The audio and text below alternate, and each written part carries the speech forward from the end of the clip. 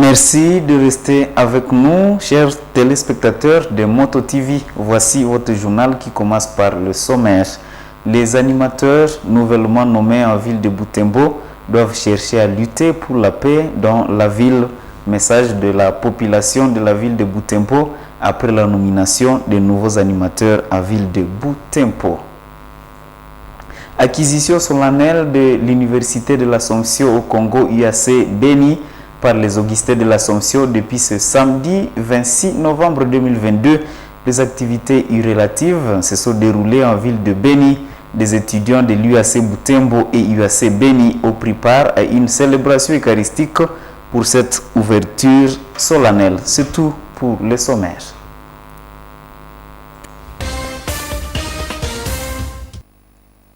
La population de la ville de Butembo salue la nomination des nouveaux animateurs de cette ville.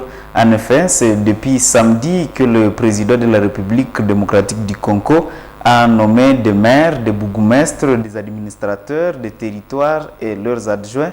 À Butembo, la population invite ces nouveaux animateurs à lutter d'abord pour le retour de la paix dans la ville, aussi et améliorer le social de la population et collaborer avec les habitants. Nous vous proposons de suivre ce Vox Pop réalisé par Luciana Musivirwa et Mirembe Chitawite. Bravo du chef de l'État de nommer les nouveaux maires et surtout que l'état de siège nous avait déjà privé de cette loi. Alors, en tant que civils, lorsque nous sommes dirigés, nous gérés par les civils, peut-être qu'ils peuvent nous écouter, surtout qu'ils sont nôtres, ils sont des fils du terroir, ils comprennent très bien le problème du milieu. Nous osons croire qu'ils maîtrisent bien le problème que nous vivons au quotidien et ils peuvent les amener aux instances supérieures lorsque nous lançons notre appel. En fait, elles sont mon et il y a des populations. Quand tu es choisi comme maire de ville, tu dois collaborer avec d'autres personnes pour être capable de bien gérer la ville.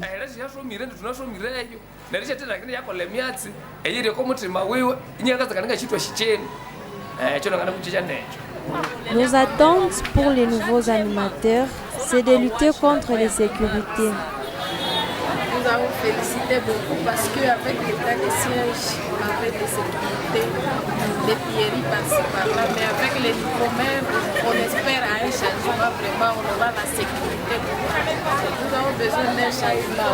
Niveau 1, il faut que d'abord, ils nous ont promis beaucoup de choses qui ne sont pas réalisables. Surtout la sécurité parmi ces choses. C'est là où nous souffrons. Et avec la circulation, si on peut parler de circulation monétaire, il n'y a que les commerçants qui sont avec l'argent, mais les civils ne trouvent pas l'occasion de toucher la monnaie. Alors nous disons au maire de ville d'aller plaider pour nous pour que la sécurité règne dans la ville de Butembo. Le Parlement d'enfants Butembo Lubero a organisé une conférence ce lundi 28 novembre 2022 dans la grande salle de la mairie à l'intention des enfants de la ville de Butembo. Cette activité s'inscrit en marge du 33e anniversaire de la Journée internationale des droits de l'enfant célébrée chaque 21 novembre. Dans cette conférence, le président du PARD, Rigen Bangae, a expliqué aux participants qu'ils sont eux-mêmes acteurs de leur propre protection. À l'occasion, le Parlement d'enfants a aussi accueilli les nouveaux membres récemment recrutés dans certaines écoles de la ville de Butembo. Détail dans ce reportage de Nelly Mwenge Chari. Ils étaient une centaine, ces enfants membres et non membres du Parlement d'enfants Butembo Lubero, qui ont pris part à cette conférence dans la grande salle de l'hôtel de ville. Dans cette conférence, le président de cette structure indique comment l'enfant peut participer à sa propre protection. Je dis la participation, c'est un processus qui consiste à amener un enfant à être acteur de sa propre protection. Donc, ce n'est pas quelque chose qui vient seulement d'un seul coup. Ce n'est pas juste une action qui se fait et puis on arrête.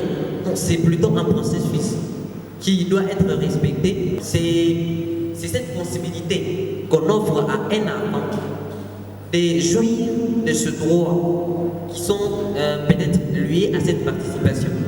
Il y a notamment les droits de penser. Chaque enfant a droit de penser. C'est un droit. À part le droit de penser, il y a les droits de l'expression. Chaque enfant a cette liberté de s'exprimer. Tel que nous sommes ici, chacun a ce qu'il peut dire et c'est un droit. Et nous sommes dans la démocratie d'ailleurs où on accorde au moins à tout citoyen le droit de s'exprimer, de dire ce qu'il pense. Pour que l'AFA arrive à participer à sa propre protection, il doit être formé à ce sujet, note le président du Parlement d'AFA, Rigen Bangahe. Nous devons aussi être formés. Donc, à part l'information, il y a aussi la formation. On doit être formé. On doit donc être soumis à une formation. On doit suivre une formation sur la thématique dans laquelle on va intervenir. Comme aujourd'hui on est dans les contextes de la protection de l'enfant, on doit suivre la formation sur la protection de l'enfant. Et dans les thématiques que nous aurons à suivre certainement avec les formations, nous allons devoir vous parler de la protection de l'enfant. D'une manière vraiment détaillée, vous comprendrez c'est quoi la protection de l'enfant.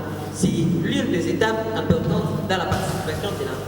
Le nouveau membre est accueilli dans cette structure à partir de ce mardi 29 novembre pour leur initiation. Et autre chose, le Centre de protection des indigents et malades mentaux, CEPIMA, a été la cible des militaires FARDC en colère le samedi 26 novembre après l'incursion des miliciens dans la résidence du commandant second des forces loyalistes de la République démocratique du Congo à ville de Butembo. Les militaires avaient infiltré forcément l'enclos du CEPIMA et tiré à bout portant sur des motos, emporté un téléphone et proféré des menaces aux malades et aux corps soignants.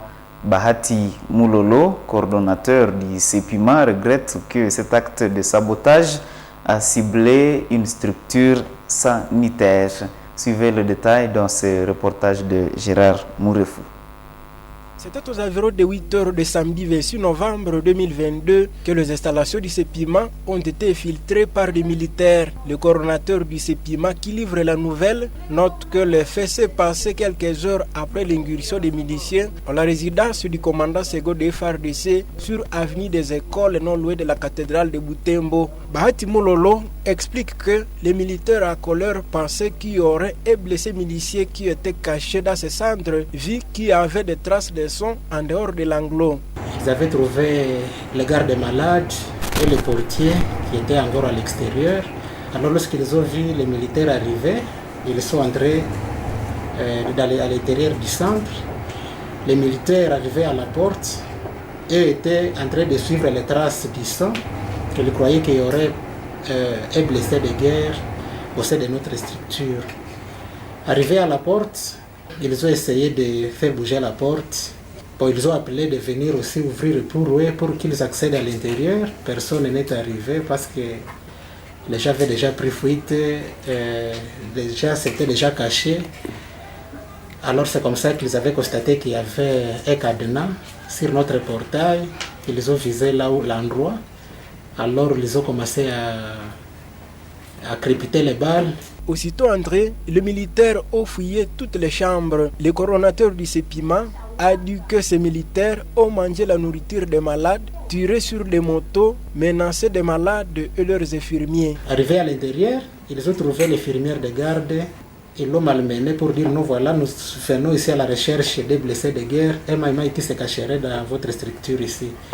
Il y a un autre groupe qui était déjà monté en étage. Ils avaient essayé d'ouvrir aussi les portes qui étaient encore fermées là-bas. Il a ouvert la porte, ils ont vérifié. Bon, ils n'ont rien trouvé. Il y a maintenant le portier qui était aussi dans la chambre aussi à côté. Lui aussi, il a ouvert la porte. Lorsque là, il s'est présenté, alors moi je suis le portier, alors on l'a tabassé. Ils sont passés maintenant chambre par chambre en train de fouiller. Ils sont arrivés dans une chambre où on a manqué aussi la clé. Alors ils ont cassé les vitres pour essayer de regarder à l'intérieur. Dans les chambres des malades, Il y a un bilan matériel d'abord par rapport aux 3 motos là qui ont été détruites au niveau des moteurs. C'était pour les gens qui sont venus visiter les malades. Dans une chambre des malades, ils ont aussi emporté un téléphone. Auprès d'un autre, ils ont volé aussi une somme d'argent qu'on n'a pas si estimé jusque-là. Ils ont aussi bouffé des repas aussi de quelques malades. Notre interlocuteur regrette de voir un acte de sabotage d'une structure sanitaire. Bahati Moulolo appelle ici les militaires à la conscience. Nous sommes étonnés vraiment de cet acte. Nous avons vu que nos agents de l'ordre vraiment ne sont pas reconnaissants de ce que nous faisons. Alors que nous avons plusieurs des agents de l'ordre, que ce soit des militaires FARDC ou des policiers, qui sont hospitalisés même à ce moment dans nos différents centres. Il y a des policiers, il y a des militaires qui sont sous traitement en hospitalisation, d'autres en ambulatoire. Alors que nous sachons aussi leurs difficultés, nous les tolérons comme ça. Nous partageons vraiment leurs difficultés, mais en tout cas nous nous étonnons comment ils peuvent nous traiter comme ça, alors que nous les prenons vraiment dans un cadre humanitaire. Le coordonnateur du CEPIMA déplore l'absence des autorités dans cette situation. Jusqu'à présent, aucune autorité n'est visible pour s'imprégner des dégâts dont a été victime le CEPIMA. Bahati Moulolo appelle la justice à amorcer des enquêtes et punir les fauteurs. Et le président de la Commission électorale nationale indépendante, Denis Kadima, a dévoilé samedi 26 novembre le calendrier électoral. Selon ce calendrier, les élections du président de la République, des députés nationaux, provinciaux et conseillers communaux sont prévues pour le 20 décembre 2023. Mais ce sera avant l'enrôlement qui débute ce mois de décembre prochain, ère après ère. Dans la première ère, ce sera du 24 décembre 2022 au 23 janvier 2023. Dans la deuxième, du 25 janvier au 23 février 2023. Et enfin, dans la troisième ère qui reprend le Nord Kivu, ce sera du 16 février au 17 mars 2023. Découvrez l'essentiel dans cet extrait choisi pour vous par Georgine Tawichemwira. Je vais donc vous présenter les grandes lignes du calendrier. Du 16 février 2023 au 17 mars 2023, ça sera le tour de l'ère opérationnelle 3, donc l'identification et l'enrôlement, dans le Bas-Ouélé, Haut-Ouélé, Ituri, Chopo, Nord Kivu, Sud Kivu, Maniema, ainsi que le Canada et les États-Unis. Du 21 mai 2023 au 21 mai 2023, donc durant un jour, nous allons procéder à la publication des statistiques des électeurs par circonscription électorale. 19 novembre 2023 au 18 décembre 2023, campagne électorale pour les candidats présidents de la République, députés nationaux et députés provinciaux. Du 4 décembre au 18 décembre, campagne électorale pour les candidats conseillers communaux et locaux. La date à bien noter maintenant. Le 20 décembre 2023, ça sera le jour de l'organisation des scrutins directs du président de la République, des députés nationaux, des députés provinciaux et des conseillers communaux. Le 20 janvier 2024, ça sera la prestation de serment du président de la République. Les Augustins de l'Assomption viennent d'acquérir officiellement la responsabilité de l'Université de l'Assomption au Congo, UAC Beni, ex-Université de l'Avenir du Congo. Les activités relatives se sont déroulées le samedi et le dimanche 27 novembre à Bénicité. À cette occasion, Monseigneur Laurent Sondiria, vicaire général du diocèse de Butembo-Beni, a salué cette initiative des assomptionnistes qui, selon lui, répondent aux besoins de la ville de Beni. Suivez. Je viens de célébrer la messe, qui est une messe d'action de grâce. D'abord, là-dedans, nous avons l'inauguration de l'UAC, l'Université de l'Assomption au Congo, à Beni. Et puis, nous avons fait la messe d'action de grâce pour les lauréats de cette université. Et là-dedans, en fait, j'ai dit que nous avons la chance que maintenant nous avons une université d'obédience catholique dans la ville de Beni. Et c'est une aubaine que la congrégation nous donne et que les jeunes puissent profiter de cette université. Nous avons beaucoup d'étudiants à Beni et la porte est ouverte pour eux. Monseigneur, je peux savoir si c'était vraiment un besoin? C'était réellement un besoin. C'était réellement un besoin parce que si vous regardez l'UAC Butembo, l'UCG et tant d'autres universités qui sont à Butembo, vous trouverez des jeunes gens qui sont de provenance, qui sont originaires de Beni ici et du territoire de Beni. Et ils y vont parce qu'en fait, ils sont contraints d'y aller. Mais maintenant que la distance est raccourcie, ils sont à leur porte déjà l'université. Et des membres de l'AFDC de Bahati Lukwebo, Fédération de Butembo, ont organisé une matinée politique samedi 26 novembre 2022 à l'espace Yira Mirembe Butembo. L'objectif était de sensibiliser les habitants de Butembo à adhérer dans ce parti politique. Au cours de cette activité, plus de 50 personnes ont adhéré dans ce parti. Suivez ce reportage de Mirembe Chitawite. Samedi 26 novembre 2022, cette assemblée essentiellement constituée de jeunes est venue répondre à l'invitation de l'AFDC, Fédération de Butembo. C'est pour participer à une activité politique organisée par ces partis en vue de les faire découvrir au grand public. Le président fédéral a donné l'historique du parti AFDC, a expliqué son fondement à l'assistance. Boussa Dimash a remercié les habitants qui sont venus prendre part à cette activité. En 2010, nous avons créé un parti politique et nous avons reconnaître les droits du président national statutaire. Il se focalise sur la social-démocratie. Les idées forces pour créer ces partis politiques, c'est la vraie démocratie dans laquelle le peuple s'exprime librement. Les idées forces, il faut d'abord établir, mettre en place ce que nous appelons la vraie démocratie. Prenant la parole à ce tour, le professeur Ndavaro, aussi membre de l'AFDC, a expliqué aux participants qu'être membre des partis politiques a plusieurs avantages car il ouvre à la personne à beaucoup d'opportunités d'embauche. Il y a pour conquérir le pouvoir, mais tout sitôt que par le tout il conserver le plus longtemps possible, il faut conquérir et conserver le pouvoir le plus longtemps possible.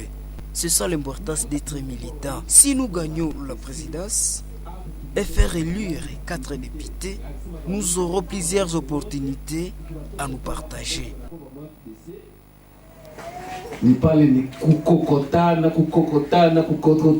Après sensibilisation, plusieurs personnes, 50 environ, ont adhéré à ces partis. Ils ont exprimé leur engagement à militer dans ces partis. Ces partis politiques affûtent déjà ses armes pour les prochaines élections de 2023. Son président appelle les habitants de Butembo à adhérer à ces partis pour se représenter aux prochaines élections et relever les défis sécuritaires et sociaux en ville de Butembo. Chers téléspectateurs de Moto TV, ainsi s'achève cette édition du journal. Merci de l'avoir suivi. Au revoir.